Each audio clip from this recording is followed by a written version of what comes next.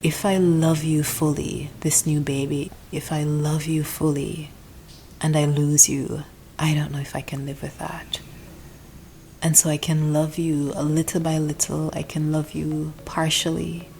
I can get used to the idea that you're here a little by little, but I can't fully surrender and love you fully. Welcome to another episode of the Preparing for Pregnancy After Loss podcast. This is your host, Natalie Facey, and Happy New Year! This is the first episode for 2025. I hope the holidays were super nourishing and restorative for you, and I hope that the new year has been a beautiful one for you so far. Today's episode is on pregnancy after loss. If you're here, I assume that it's because you have either been on some really challenging pregnancy journey, or you are supporting someone who has been on a really challenging pregnancy journey. And it's really helpful to know what pregnancy after loss is like. As you're listening to this, you might have already had a subsequent pregnancy, or you might have had a loss and haven't had another pregnancy yet. You might have had subsequent pregnancies and losses. From the different people who I have connected with in the community, I know that there are a range of experiences that people are having. And so you might hear a bit of your experience here, or you might hear a bit of the experience that someone else in our pregnancy after loss birth warrior community has been experiencing. And so I'll share some of my story, and I'll share a bit of what others have been experiencing as well. I'll also name that there is a group journey that I'm hosting starting in February actually. So there's access to different recordings and meditations and visualizations and stress release things starting in January, and then the group container of us coming together live starts in February. And so know that if you are someone who's pregnant right now and you're experiencing a challenging pregnancy as a result of previous losses or a previous loss or an infertility diagnosis, then the end of this recording I'll share more about what that journey looks like and how that might support your pregnancy. Okay, so going back to the topic for today, if someone were to ask me what it was like to be pregnant after experiencing a pregnancy loss, actually maybe where I would go with that question is sharing what it was like to have been pregnant for the very first time. There really is an innocence in being pregnant for the first time, and I call it innocence because my memory of that is fully being able to enjoy the experience without worrying about anything going wrong. It's like maybe the hardest choices that I considered ever having to make was finding a name for the baby. And beyond that, it's like getting clothes and definitely other decisions that are involved in parenting and child rearing and future thinking. Right, but no consideration that anything was going to go wrong. I had no reason to think that anything was going to go wrong. And so pregnancy number 1 was really blissful. It was really blissful. I felt present in my body and I really enjoyed being pregnant. I'm remembering that my husband would sometimes kiss my belly, and just how it connected us even more deeply because there was this human entering the earth that essentially was a part of each of us, right? And our families. It's like our families joining through this human who was emerging on the planet as our child.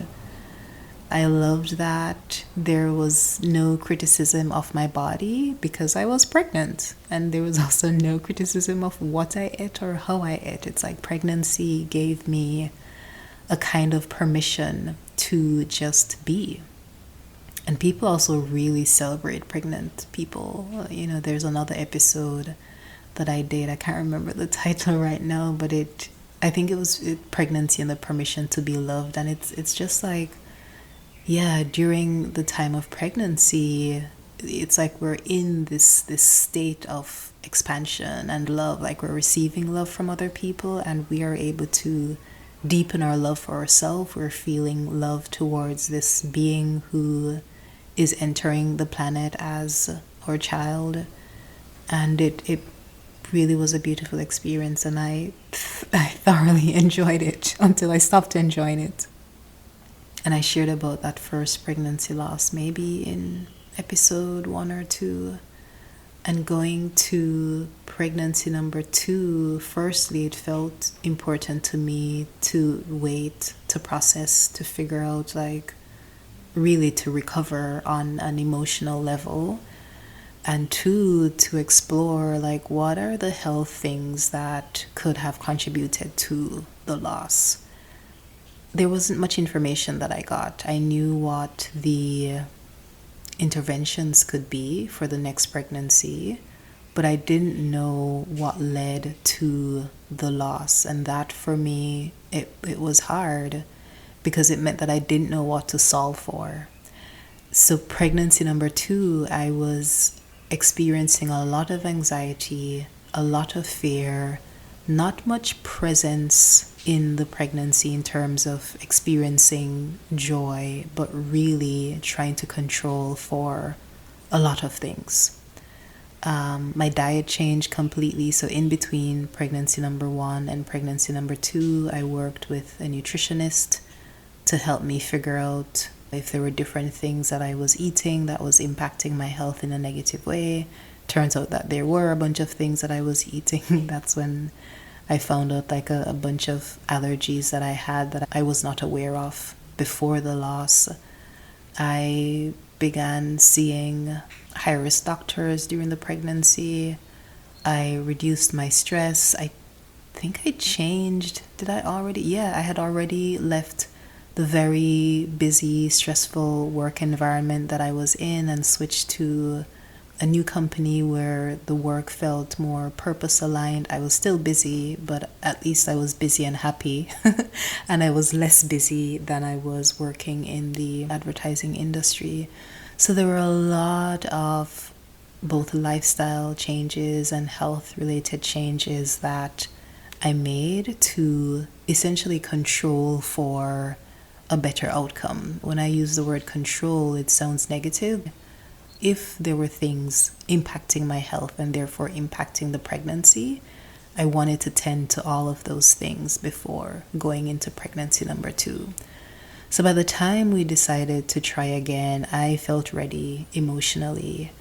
There was an episode where I shared about doing the test to confirm whether or not I was pregnant, and I remember sitting on the toilet seat or sitting in the bathroom with a whole pack of sour gummy worms that I also bought from the pharmacy when I bought the pregnancy test, because I used the worms to, I don't know, is it to soothe anxiety? I don't know. I needed candy. That's all I knew. So there was this like confidence that I had leading up to that moment, like we're ready, like I've done the work, I'm ready, like we're moving into this, we've solved all the things that we can solve for and that we have control over. And then there is this threshold of like not pregnant, I'm confident about, stepping into that, and it's like, wow, if I am pregnant right now, everything will change, and am I prepared for that? And the moment that that pregnancy was confirmed, it was anxiety, worry, and fear, and excitement from that moment through the end of the pregnancy. every single moment of that pregnancy, there was fear and worry, fear of loss, fear of something going wrong, and worry that I would not come home with a baby. I know that if you've had a pregnancy after loss, you know what this is. I know that if you've been pregnant after a loss or an infertility diagnosis, you know the fear that you hold in your body that something else might go wrong. The confidence in certainty has been lost, right? Because of the previous loss. There is just no certainty anymore. And it's also why I describe the first pregnancy as, having innocence, because there is really no worry about things going wrong.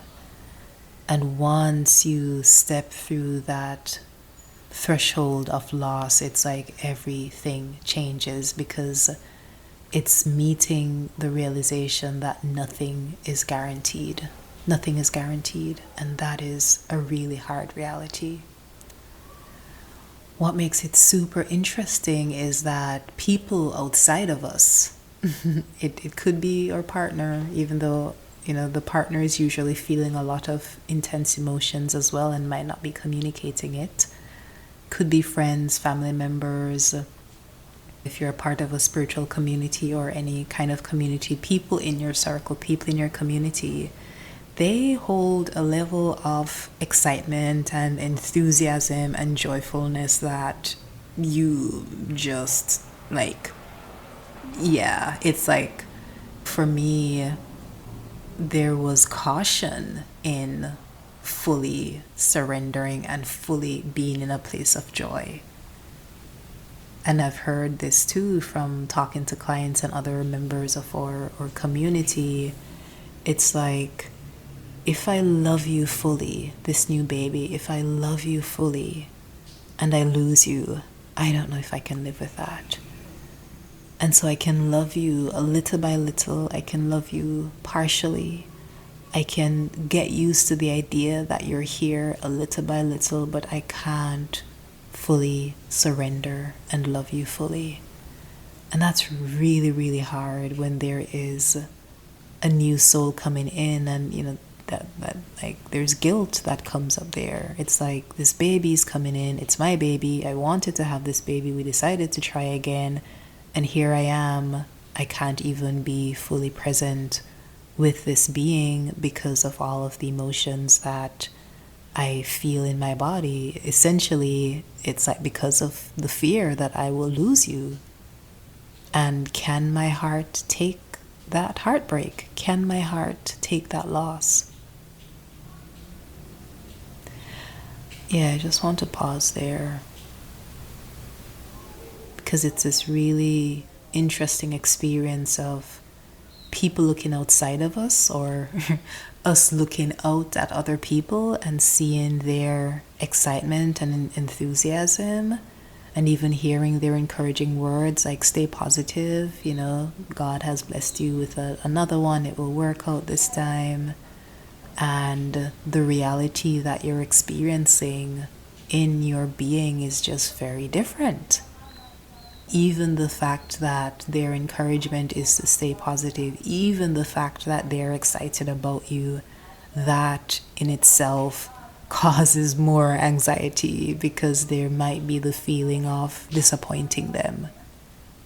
Shit, like, it is hard. It is hard. Like, if you're wanting to explain to someone else what it's like to be pregnant after a loss and you haven't had the language to share that with them, then if this episode resonates with you and speaks to that experience or most of that experience, I definitely encourage you to share this with them, because it's like, people don't get it if they haven't lived it. People don't get it if they haven't lived it. Within our system, within our being, there is fear. I remember waking up every single day, and when I noticed that I was still pregnant, there was a sigh of relief, like, oh my gosh, I'm still pregnant. Because there was just almost debilitating fear that something was going to go wrong. It's like I had no room for error, no room for mistakes, no room for eating the wrong thing, moving my body in the wrong way, having a certain level of stress, or pushing my body in any way, because at the end of the day, it would have come down to me blaming myself for having another loss.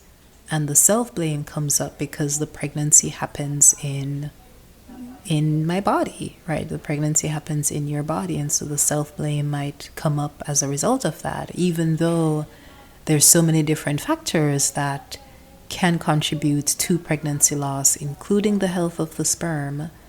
Most of the blame or the shame or the shaming goes to the woman or the pregnant person because of, sometimes it's a lack of education in our society, and other times it's just this belief that it's on me, right? I'm holding this baby, and so if something happens, then it must be my fault. And many different things contribute to pregnancy losses, including environmental factors that we have such little control over. And I won't go into all the details, but just naming that there's a lot of fear, there's a lot of guilt, there's a lot of anxiety, and in my experience, every single day was hard. Every single day was hard, and not only was every single day hard, I wanted the pregnancy to quickly end. There were times when I was wishing that I would wake up and be unpregnant. Like I would wake up and just have given birth to this baby. It's like, can someone make me sleep in beauty, just like put me to sleep for whatever additional number of months I need to be pregnant for. And when it's time for me to give birth, or when we're ready to get this baby out, let's just do that. Because there was just so much fear and lack of ease in my body from being pregnant, and I wanted that experience to quickly come to an end. And it's so interesting that I actually say this, because I went into labor prematurely. My body was ready to give birth, and when I gave birth, like after I gave birth, I was so relieved. I was like, thank you, God. I was like, thank God it's over. I felt like I kind of lucked out, like I kind of won the lottery or something by not having to go through the full pregnancy. And of course, there were challenges that the baby was experiencing because he wasn't fully mature. But I just remember the relief in my body from having given birth, knowing that that part of the journey was over, and just having this moment of being able to exhale. And I'll share some of the stories that others from our community has shared. They've shared stories of experiencing similar fear and anxiety and trying to control for everything that they have the ability to control for. And maybe this is something that you have experienced or that you're experiencing right now. And so those things can be trying to find the best doctor that you can. It can be trying to eat as healthy as you can. It can be ensuring that you have an exercise regimen, or it can be having no movement at all, right? Trying not to move at all because not wanting anything to impact your body and the pregnancy and therefore the baby. And overall, there's a lot that happens in the mental space, like a lot of thoughts, a lot of fearful thoughts, and also the guilt that you're having fearful thoughts and that these fearful thoughts might be impacting the baby or might be impacting the pregnancy. It's like there's no win-win, right? It's like either I do this or I do that, and in either case, like any of those things can contribute to the pregnancy not working out. And by the way, I might not even know why previous pregnancies have not worked out, and so I don't even know what's the thing that I need to control for. So there's that, all of that. And in addition to that, there's also what happens on the emotional level. There's the heartbreak. There's a heartbreak if something goes wrong in the pregnancy, and there is a fear of the heartbreak before something goes wrong in the pregnancy. It is torment. It is absolute torment. And for people who have never had any challenges on their pregnancy journey, the things that are problems for them are very different. Sometimes it can be like, oh, do I buy neutral colored clothing, or do I go the traditional blue pink based on the gender? You know, it's like, what kind of sleepwear, or what's going to be the theme for the baby shower? It's like very different problems that people who've never had a pregnancy loss or fertility challenge, it's very different problems that they're solving. Like I mentioned before, like baby names. If you've had a loss or multiple losses or challenges with fertility, you know, you just want the baby to come home. It's okay if the baby doesn't have a name. As a matter of fact, it might take time to even get to giving the baby a name. For some people, they delay giving the baby a name. They delay setting up the baby's room. They delay buying diapers. They delay buying clothes because there's no guarantee that the baby will come home. Can you imagine that?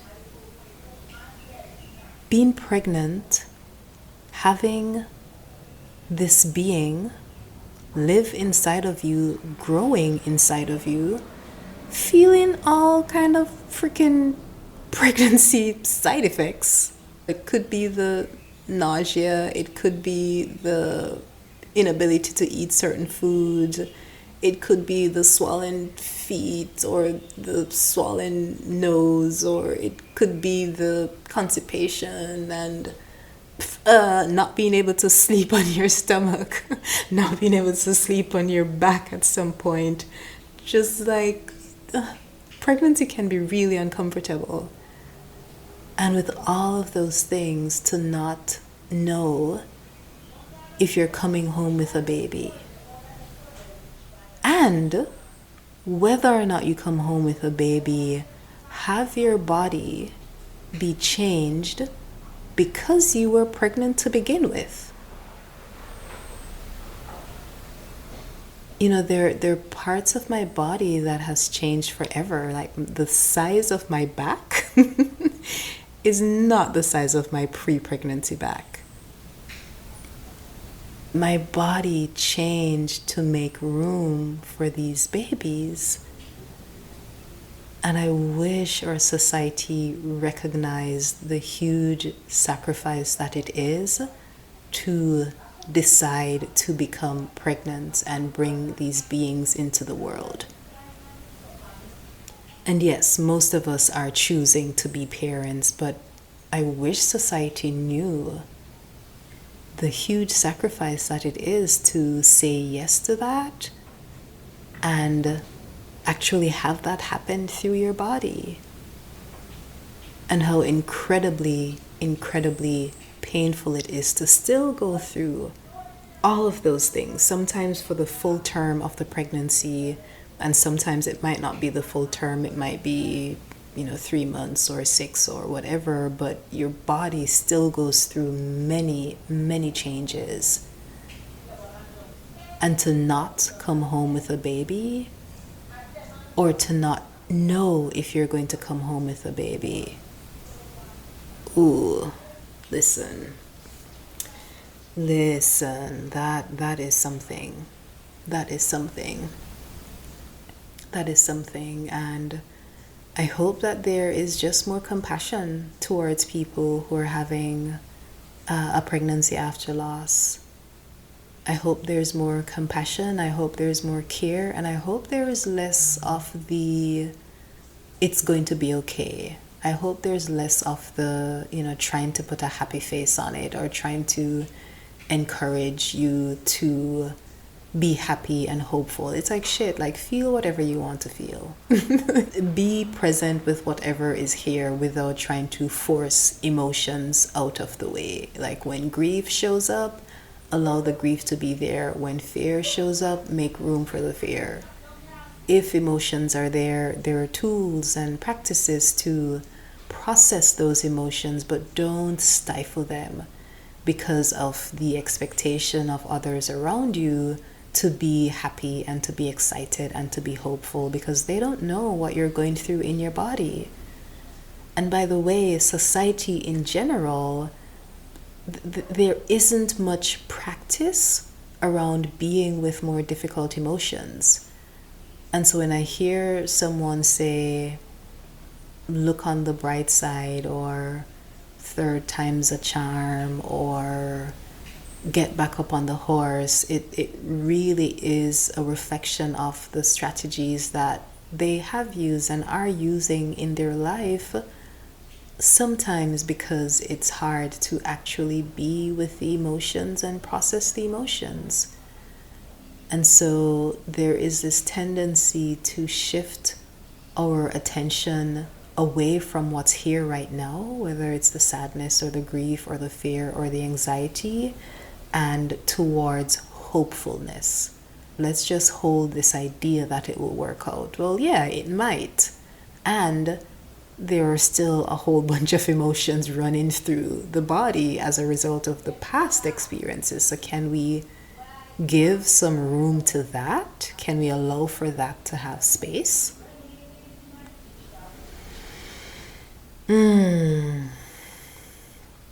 So yes, pregnancy after loss is really challenging. If you haven't had your second pregnancy yet, and there's a thought that you have that in becoming pregnant again, it will relieve you of any pain or grief from the previous loss, I can tell you that that isn't true. I can tell you that both of those things will be there. The grief will still be there. Yes, excitement will be there around the next pregnancy, or at least this has been my experience and the experience of many people who I've worked with or spoken to. Yes, there will be excitement for the new pregnancy, and there will be a lot of fear that it won't work out, that it will also lead to a loss. So it's really important to do the processing work. Even in the midst of already being pregnant, it's really important to continue to do the processing and the releasing and the integration of the medicine and the wisdom and the lessons and getting all of the support that you need, because that journey is not an easy one. It really isn't. And, one of the most popular episodes from the podcast is the episode on, I think it was something around healing relationships with compassionate communication, or healing your intimate relationship. But so many people have listened to that episode. Did it surpass the intro? I'm trying to think, there's obviously the welcome episode that many people start with. And that, the episode on relationships, either surpass the welcome or it's the next highest one after the welcome. And that says something, right? It does say that, pregnancy loss and challenges in pregnancy, because that is happening within the context of your intimate romantic relationship, that is having an impact on the relationship. And so if the healing and the processing isn't being done, if there are things that just haven't been talked through, dealt with, tended to, when you add another element of giving birth again, of attempting to bring in life again, it sometimes becomes really intense. A part of the reason why it becomes really intense is because both you and your partner are using the strategies that are usually a trauma response, right? Either the fight, flight, freeze, or fawn strategies to get the outcome that you want. And so your partner might be insisting that you eat a certain way because they think that that's what's going to be healthy for the pregnancy. You might experience like a lot of pressure, or what feels like pressure, right? What feels like pressure, what feels like criticism, a lot of correcting and trying to steer you in a certain direction because of your partner's need to control the outcome of the pregnancy. And you might be applying pressure to your partner and also being critical and making demands based on, the things that you want to be tended to so that you can also ensure a positive outcome in the pregnancy. And really, if there is acknowledging like what's in the middle or what's under the surface, then you get to have really authentic, honest, and loving, heart-centered conversations about what your needs are, each of you, and how you can support each other. Often that isn't done because, hey, we're also not taught how to communicate our needs, right? We often see something, and because we live in a society that teaches us power over versus collaboration, we ask the other person, we make a request or we demand that they change something so that we can get the outcome that we want. Pregnancy loss impacts relationships. Pregnancy loss definitely has an impact on relationship, and it doesn't mean that it can't be healed, but just know that there is tending that needs to be done within you, within your partner, and in the relationship, right? The coming together of both of you so that in the pregnancy, each of you feels supported and you're on the same page. And where I'll bring that, so you can go through the pregnancy and have challenges and fights and disagreements and differences of opinion, and one person wanting it one way, another person wanting it another way, and whoever has more power in the relationship usually gets their way. And I haven't really talked about power on the podcast before, but power can be very subtle. Power can be the person who's earning more, right, contributing more money to the household. Power can be cultural, and based on the culture, it's like, what's the gender that's prioritized? Whatever status society praises, the person who has that status might have more power in the relationship, whatever that status is. So it could be education, it could be coming from religion, it could be the size of your family, it could be your immigration status, it could be your skin color, it could be your race, it could be a whole lot of things that people aren't even attuned to. It could be language, right? It could be your ability to communicate better than your partner's ability to communicate. Within this country, with English being the dominant language, it could be that English is your first language and English is not the person's first language. It could be that you are living in the state where you were born, or there's like more representation of your people in that state and less representation of your partner's people in that state. There's so many things that contribute to power. But essentially, power is the thing that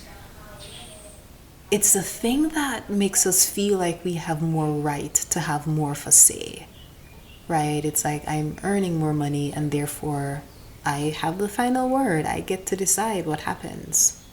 And it felt like really gross having that come out of my mouth, right? But it's all these different things that contribute to how we move in our relationships. And at the end of the day, most of our relationships are operating based on power over instead of true partnership and true collaboration, because those are not things that we have been taught. So what true partnership and true collaboration looks like is having both you and your partner, like having your needs put out on the table. And when I say needs, it isn't like, I need you to do this, I need you to change your behavior, I need you to be different. It goes so much deeper, so much deeper. It can be our need for agency in our bodies. It can be our need for love, compassion, understanding. It can be our need for freedom. It can be a need for peace and harmony. It's like, what are the things that we require to thrive as human beings? It isn't a kind of purse. It isn't a kind of blender or juicer. It isn't a kind of house, right? When we strip away all of the material things, it's like, if, I like to give the example of us as plants. And this plant, this expression of nature, who I am, what does this plant need to thrive? Laughter happens to be one of those things. Creative expression happens to be one of those things. Freedom is way up on the list for me, and harmony is also way up on the list for me.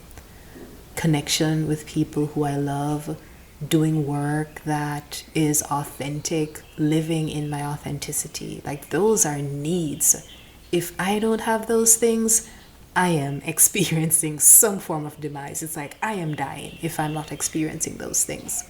And of course, like food, being able to cover our bodies, having a shelter that provides warmth, like those things are also there. But I really want us to go much deeper than the basic needs into these other core human needs that we require to thrive. And when you get to that moment of, it's like the truth beneath the truth, right? When you're making a request to your partner to do something, there's a need under there. So if your partner says, I need you to be eating this and not that, and you snap back like, you don't get to tell me what to eat. This is just an example. So going back to that example, your partner saying, I need you to eat this. Firstly, that's not the use of need that I'm talking about, but usually that's how we make these requests. It's like, you better do this, or you have to do this, or I need you to do this. If we were to go to what is underneath that request, however it came out, with whatever anger or force or whatever, however it came out, the need beneath that request, or the feelings beneath that request, is your partner saying, I am really scared that we're going to have another loss. I am terrified and I don't know what to do about it. I don't know what to do about it, and I am thinking of all the ways that we need to prevent this from happening, because I don't know that my heart can take another loss. Like, I can see your heartbreak, and when I see your heartbreak, I am breaking, I am losing it. And I can feel my heartbreak, and I can also feel that I don't even have room to fully feel and express that heartbreak, because I want to make space for you and your healing. And so I am trying to find as many strategies that I can for us to prevent another loss, because what I want us to experience, my truest desire, my heart's desire, is for us to be in the space of love, be in the space of harmony, and bring our baby home safely. I want us to have a good life, and it doesn't feel as though when there is a loss in the picture, or potential loss in the picture, that is a good life, because I see how it impacts us tremendously on every level: emotional, mental, physical, financial. And I just want us to be good. I just want us to be in a place where we're happy and where we're good.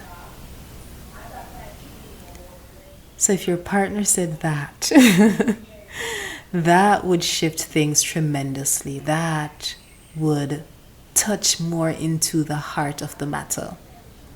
Or if you were to say that to your partner. And instead, what's happening is we're on the surface making demands. And of course, if we're making demands and not understanding the experience of someone else, right, and why they're doing what they're doing, it doesn't work. it doesn't work because that's someone trying to change the behavior of someone else without understanding where that behavior is coming from and why that's happening.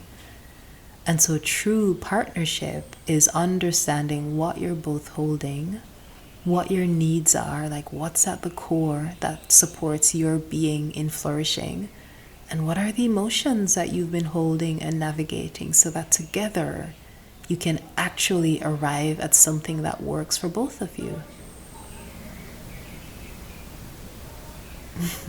I definitely went somewhere that I did not intend to go. I wanted to say, you know what, this is why these episodes are so long. I'm like, let me just like quickly record this, and then it becomes something else because of, all the other things that are coming up, and I'm just flowing with it. But I really want to say that in not doing the processing that's necessary, my neighbor is really active right now, telling someone some story over the phone. But anywho, in not doing the processing that is necessary, there are all these ways that they keep showing up. I think an analogy that I had, it was like bursting at the seams. There are all these things that were tightly in a bag. There are all these things that were tied in a bag, kept under control. And because there is just the fear that's rising as to, the fear that's rising around the pregnancy not working out, then you and your partner start bursting at the seams. Because there are all these strategies now to try to control the other person, or to, prevent the other person from controlling you, all with the desire to have a positive outcome in the pregnancy. And I wonder what could be different if there was actually support to do that processing, either within you individually, like you're working with someone, your partner is working with someone, and that processing and healing and releasing is being done, and the integration, because you're not just releasing to get rid of whatever the emotions or the stories were. It's like, how can that experience inform your life? Right? How can that experience just lead to more wisdom? How can it be integrated into who you are? And not from this place of you made a mistake and you're cleaning it up and now you're making better choices. That no, whatever life brings at our doorstep, there is the wisdom and the growth that we can experience from that. What's included in that is more compassion towards ourselves and more compassion towards others. So I really wonder what becomes possible when there is the work that's being done, both internally, individually, and in your relationship. What are the different possibilities that can emerge when what's here is being tended to? So I'll leave that there. I really went somewhere that wasn't even on my agenda for today, but maybe it was important to share. Maybe someone needed to hear that. Maybe you needed to hear that. Maybe someone else in our community needed to hear that. And I suppose what I want to go back to is, if you haven't become pregnant yet, then don't assume, or I will tell you just straight up, I haven't had the experience, and I haven't connected with other people who've had the experience that just becoming pregnant took away the grief and took away the sense of loss. In fact, it compounded. The sense of loss was there, and the fear of loss also appeared, the fear of more loss. So it isn't becoming pregnant as a replacement of the prior experience, but it's whatever the experience has been. It is receiving the support for the processing, and whatever the experience is that you want, whatever the desire is that you're holding right now, it is being able to integrate the wisdom and building capacity to go on that next journey. And when I say build capacity, what I mean is actually receiving support so that when the emotions, the triggers, the fear, when those things are coming up, you know how to navigate them, right? You have support through that. When you need to go in for another doctor's appointment and you're wondering if you'll hear bad news, it's like when there's a spot of blood, when there is the memory of the spotting, and when you feel something in your body that you're uncertain about, it's like all of those. And I'm also remembering that in between ultrasounds there was just so much fear. It's like having the support to not be held tight and debilitated by just all of the fear and the heavy emotions, but to actually know the message that they're trying to offer and how to move with them. Fear is an indication of something.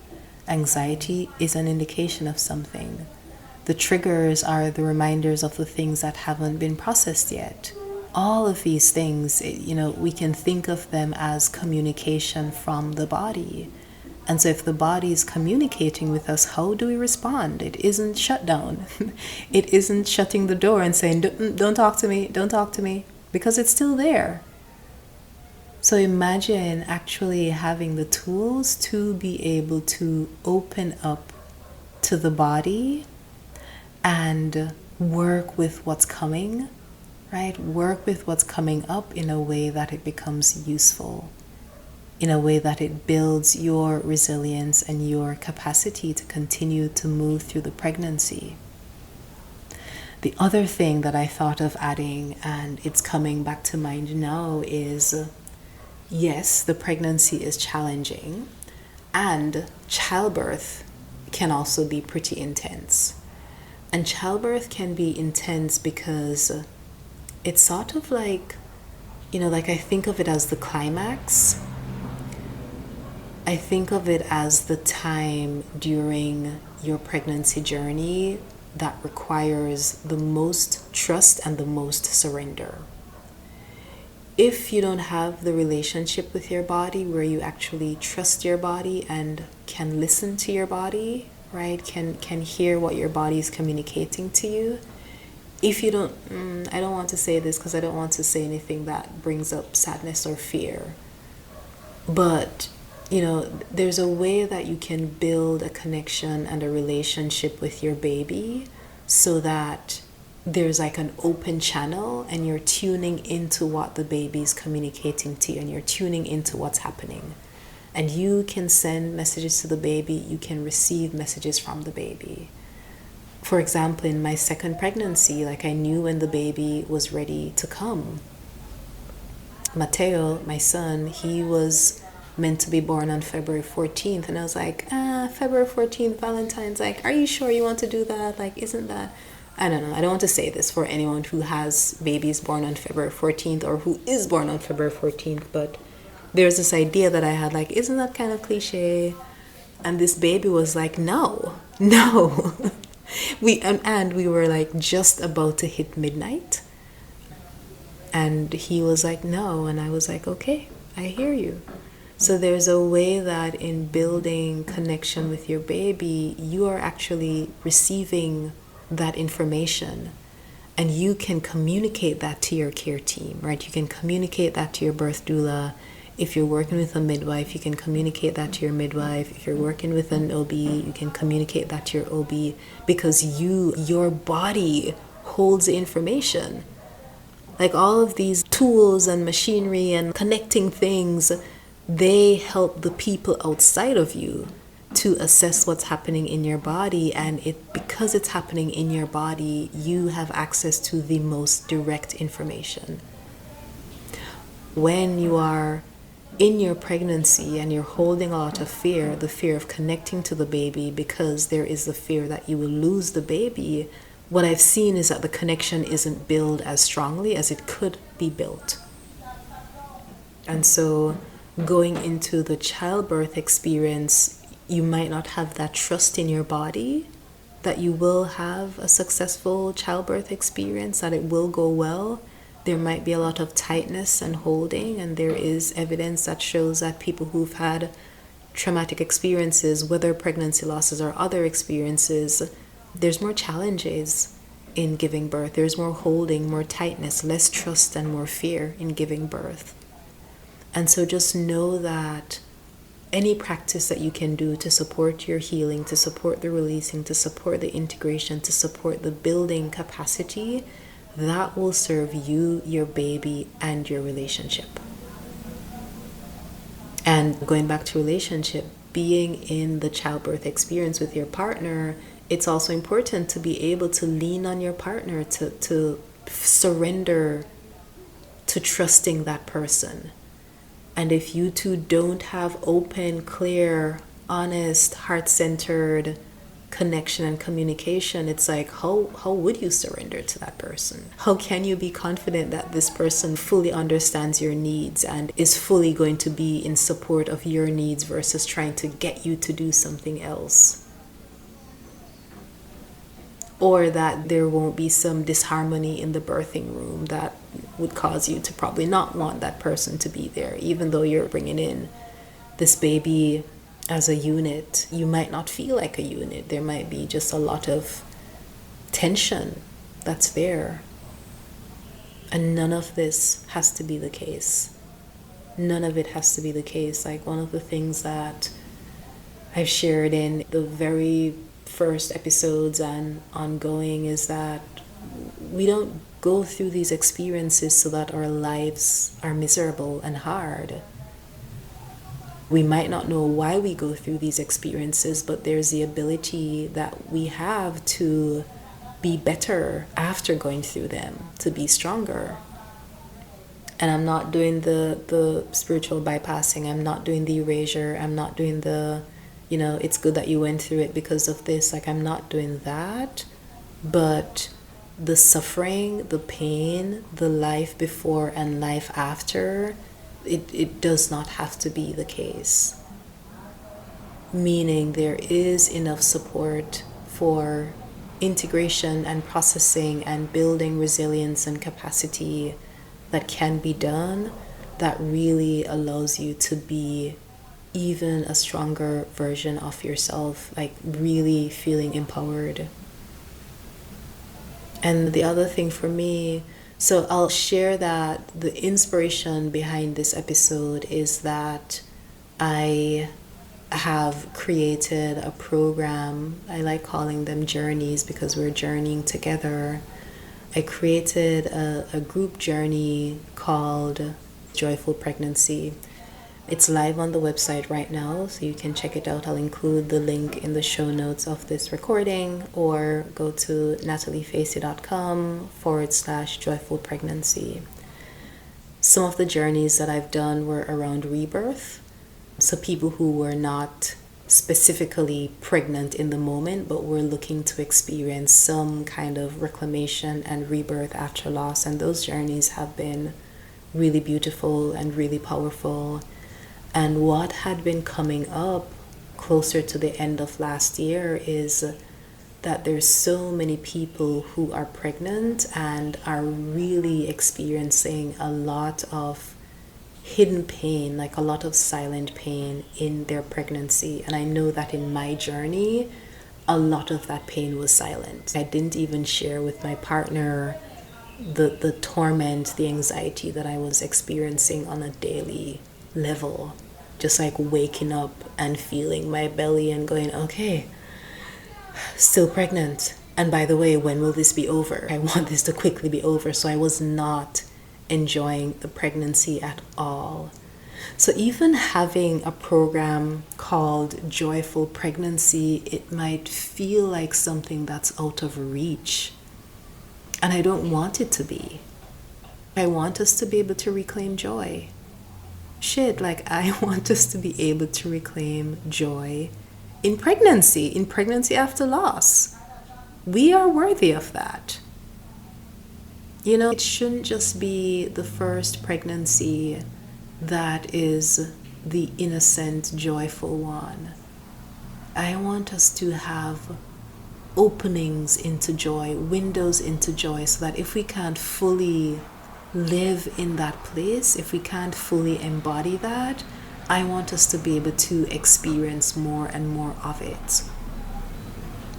And I think the way that we experience it is by having the tools to work through the things that prevent us from experiencing joy, having the tools to work through the fear, right? The fear of loss, having the tools to really understand why the fear is there, understand why the anxiety and the worry is there, and having the tools to work through them.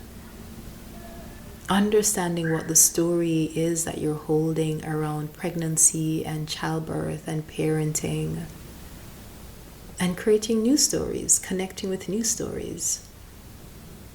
Releasing the guilt from the fact that you don't feel comfortable connecting with your baby because of the fear of losing your baby. The disconnection is coming from a place of love. And learning what it's like to slowly move towards that connection, to do it at the pace of your nervous system. And being in community with other people who are going through a similar experience, so that you don't feel alone. And when you're about to do a doctor's appointment, learning what are the things that might come up and knowing how to set some kind of container for yourself where you feel more supported in that, knowing how to advocate for yourself if there's a fear around how you might be treated in the hospital. Opening the communication channels between you and your partner so there's more harmony, more heart-centeredness, more honesty, more authenticity. Actually being a unit, being on the same page. So all of these things were coming to me. It might have been October, November of last year, and I decided to create this container so that there can be more joyfulness in pregnancy after loss, or pregnancy after some kind of trauma, pregnancy after infertility, or pregnancy after anything that leads to you holding yourself in tightness or fear while you're pregnant. So yeah, if this has been your journey, and if you think that having a container like that would be supportive for you, then I highly recommend that you check it out. There's a lot of information that I added to my website, both to share who the offering is for, and also research showing the impact of pregnancy loss or trauma on subsequent pregnancies, the impact of anxiety and fear and tension and tightness and holding on your pregnancy, on the health of your baby. I don't need to go into all of that now, but if that's something that you're curious about, there are summaries on that page, the Joyful Pregnancy page, and also sources underneath that if you'd like to dive in deeper into any of that information. Yeah, so I hope this was useful. And just know that support is there. Know that support is there, and you do not have to go through a tormenting pregnancy experience. And I really wish that I was fully supported, or I had a lot of support from my partner, in the sense that he was there and holding space and coming to appointments when he was able, and with me throughout the entire childbirth experience, throughout the entire experience of our baby being in the NICU. And there was so much happening internally that I wasn't sharing so much. And maybe it was from a fear or a desire to not burden him, or maybe it was from a fear of even putting words to those things so that they wouldn't become actualized. It's like, I'm feeling all of these things, but I don't want to say them because I don't want them to be real. And the difference it would have made if I had the space to actually do that processing, right? The space to be heard, to be seen, and to feel less alone in my pregnancy journey.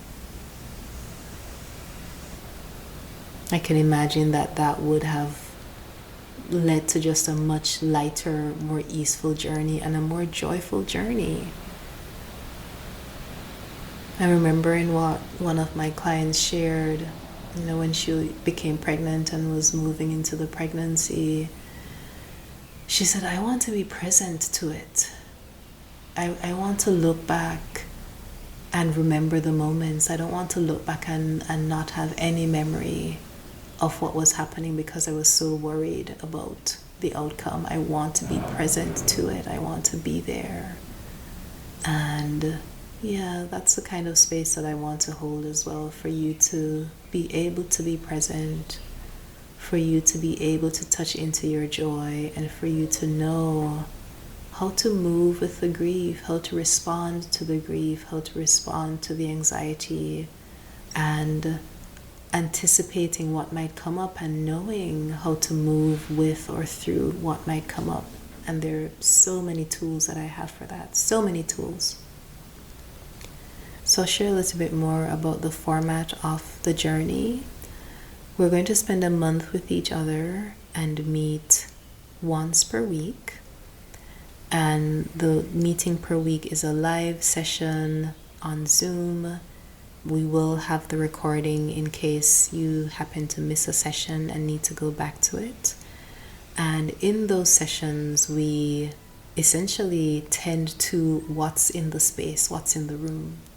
So if there is fear around a certain thing, we give that space, we tend to it, and we go through different exercises that support you in moving that fear.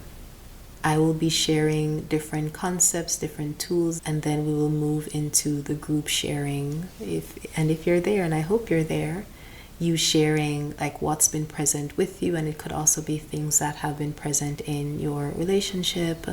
And we process that, we work through that and practice the tools that will help with that processing, that releasing, that integration, that skill building.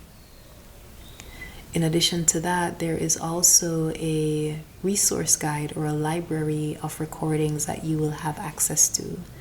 And these are recordings with different content.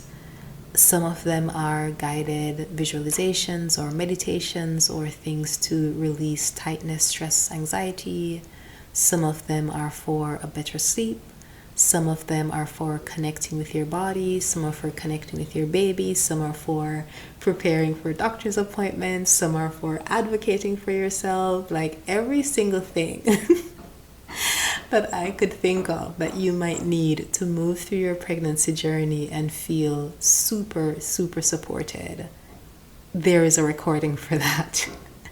And if it's not there, if you come up with something else, if you're like, this is the thing that is bothering me, there will be a recording for that too. And so know that I want this to be a container in which you feel so, so held and so seen and so nurtured and so, so cared for. So cared for. It sounds like the dogs are about to start their howling and they're talking for the evening.